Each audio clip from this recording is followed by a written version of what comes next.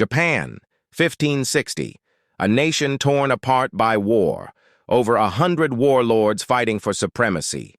Chaos everywhere. And then, a young lord does the impossible. With just 3,000 soldiers, he defeats an army of 25,000.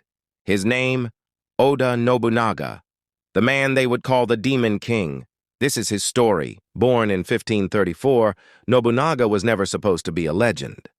As a child, he was wild, rebellious, and refused to follow tradition.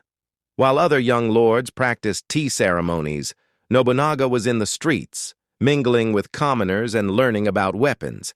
His own family called him the Fool of Owari, but this fool had vision. When his father died, leaving him a small domain, many expected Nobunaga to fail. His own brother challenged him for power. His retainers doubted him. But Nobunaga saw something others didn't. The old ways of warfare were outdated. And he was about to change everything. The year 1560, the Battle of Okehazama. This was Nobunaga's defining moment. Imagawa Yoshimoto, one of the most powerful warlords in Japan, marched toward Nobunaga's territory with 25,000 warriors. Nobunaga? He had barely 3,000 men. Everyone told him to surrender. Nobunaga smiled and planned an ambush. He waited for the perfect moment. A thunderstorm hit. While Imagawa's army took shelter in a gorge, celebrating their inevitable victory with sake, Nobunaga struck like lightning. His small force descended from the hills, cutting through the confused enemy. In one swift attack, Imagawa was dead. The impossible had happened. After Okehazama, Nobunaga's name echoed across Japan, but he wasn't satisfied. While other warlords relied on samurai tradition, Nobunaga did something revolutionary. He recruited ashigaru, common foot soldiers, and armed them with something game-changing. Guns. Hundreds of them. In 1575, at the Battle of Nagashino, Nobunaga faced the legendary Takeda cavalry, considered unbeatable. These mounted warriors had crushed armies for decades, but Nobunaga built wooden palisades, positioned 3,000 gunmen in rotating lines, and when the Takeda charged, it became a massacre. The age of the samurai cavalry ended that day. But Nobunaga wasn't just a military genius. He was an economic revolutionary. He abolished toll barriers, promoted free trade, and welcomed foreign merchants. While others feared Christian missionaries, Nobunaga protected them, fascinated by their knowledge of Western technology and culture. His capital, Azuchi, was like nothing Japan had ever seen. A 7-story castle covered in gold, filled with European clocks, exotic animals, and treasures from around the world. It was a symbol. Japan's future would be built on innovation, not tradition. Nobunaga was creating a new Japan, but with great power came great enemies. The Buddhist monasteries controlled vast armies and wealth. They opposed Nobunaga's reforms. In 1571, Mount Hiei's warrior monks directly challenged him. Nobunaga's response was brutal. He burned the entire monastery complex, killing thousands. This earned him the title Demon King. Was he cruel? Absolutely. But Nobunaga believed Japan needed strong medicine. The country had been at war for over a century. Millions had died.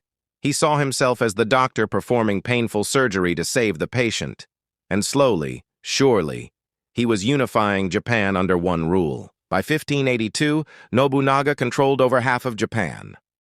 The dream of unification was within reach, but success made him confident. Too confident. He traveled with minimal guards, staying at Honnoji Temple in Kyoto. He never suspected that betrayal would come from within his own ranks. From a man he trusted completely. June 21st, 1582. Dawn breaks.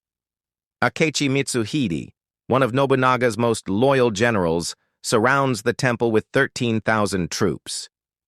Why did he betray his lord? Historians still debate. Personal insult, political ambition, fear of Nobunaga's ruthlessness? Whatever the reason, the attack began. Nobunaga woke to arrows and gunfire. Realizing escape was impossible, he fought alongside his few guards. But they were overwhelmed. Rather than surrender and face humiliation, Nobunaga made his final choice. He committed seppuku, ritual suicide, as flames consumed the temple around him.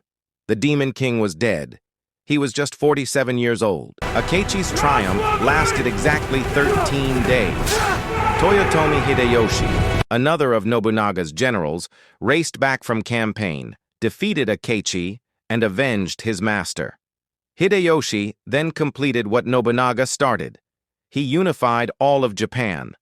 The dream lived on. After Hideyoshi came Tokugawa Ieyasu, who established the Tokugawa shogunate that ruled Japan for 250 years of peace. Both men built upon Nobunaga's foundation. There's a famous Japanese saying about these three men and a cuckoo bird that won't sing. The saying goes, Nobunaga said, "If the cuckoo doesn't sing, I'll kill it." Hideyoshi said, "If it doesn't sing, I'll make it sing." Ieyasu said, "If it doesn't sing, I'll wait for it to sing."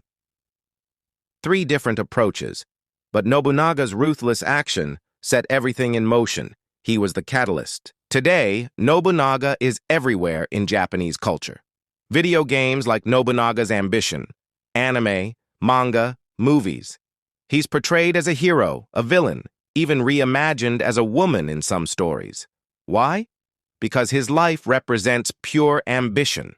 The courage to destroy the old and create the new regardless of the cost. Nobunaga once said, "Man's life is but 50 years, like a dream or illusion.